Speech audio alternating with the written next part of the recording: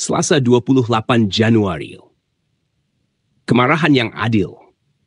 Walaupun terdapat banyak bentuk kemarahan yang tidak sesuai, Alkitab juga mengajar bahwa terdapat kemarahan yang adil. Bayangkan seorang ibu melihat anak perempuannya yang berusia 3 tahun bermain di taman permainan, dan kemudian tiba-tiba seorang lelaki menyerang anak perempuannya. Bukankah dia seharusnya menjadi marah? Sudah tentu. Kemarahan adalah tindak balas kasih yang betul dalam keadaan seperti ini. Contoh ini membantu kita memahami kemurkaan yang adil Tuhan. Baca Matius 21 ayat 12 dan 13 dan Yohanes 2 ayat 14 dan 15. Apakah yang diberitahukan kepada kita oleh reaksi Yesus terhadap cara bait suci digunakan tentang murka Tuhan terhadap kejahatan? Matius 21 ayat 12 dan 13 berbunyi seperti ini. Lalu Yesus masuk ke bait Allah dan mengusir semua orang yang berjual beli di halaman bait Allah.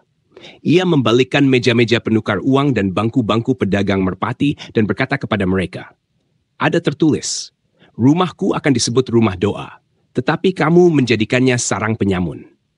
Seterusnya Yohanes 2 ayat 14 dan 15 berbunyi, "Dalam bait suci didapatinya pedagang-pedagang lembu, kambing domba dan merpati, dan penukar-penukar uang duduk di situ." Dalam keadaan ini, Yesus mempamerkan semangat yang saleh dari kemarahan yang adil terhadap mereka yang menganggap bait Tuhan sebagai perkara biasa dan yang telah mengubahnya menjadi sarang perompak untuk mengambil kesempatan terhadap janda, anak yatim, dan orang miskin. Matius 21 ayat 13. Bandingkan dengan Yohanes 2 ayat 16.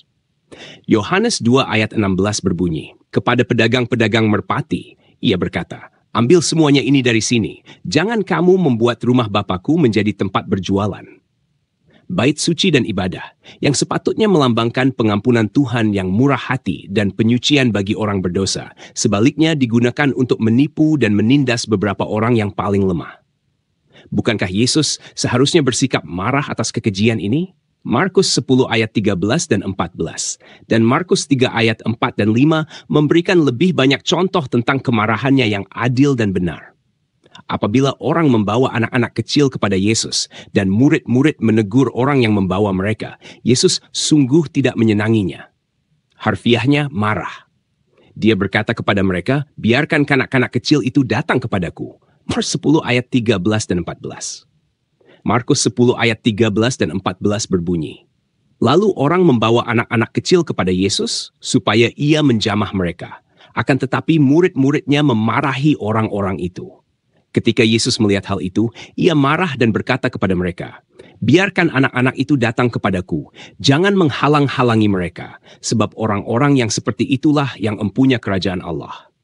Markus 3 ayat 4 dan 5 berbunyi, "Kemudian katanya kepada mereka, 'Manakah yang diperbolehkan pada hari Sabat, berbuat baik atau berbuat jahat, menyelamatkan nyawa orang atau membunuh orang?' Tetapi mereka itu diam saja. Ia berduka cita karena kedegilan mereka, dan dengan marah ia memandang sekelilingnya kepada mereka. Lalu ia berkata kepada orang itu, 'Ulurkanlah tanganmu.' Dan ia mengulurkannya, maka sembuhlah tangannya itu." Di tempat lain, ketika orang Farisi menunggu untuk menuduh Yesus sebagai melanggar Sabat dengan menyembuh pada hari Sabat, Yesus bertanya kepada mereka, "Manakah yang boleh kita lakukan pada hari Sabat? Berbuat baik atau berbuat jahat? Menyelamatkan atau membinasakan nyawa?" Markus 3 ayat 4. Dia memandang orang di sekelilingnya dengan rasa marah dan amat duka cita dengan mereka yang begitu keras hati, dan kemudian menyembuhkan orang itu. Markus 3 ayat 5. Kemarahan Kristus dikaitkan di sini dengan kesedihan atas kedegilan mereka. Ia adalah kemarahan kasih yang adil dan benar.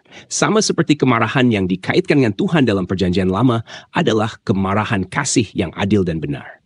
Bagaimanakah mungkin kasih tidak kecewa dengan kejahatan, terutamanya apabila kejahatan menyakiti objek pada kasih itu?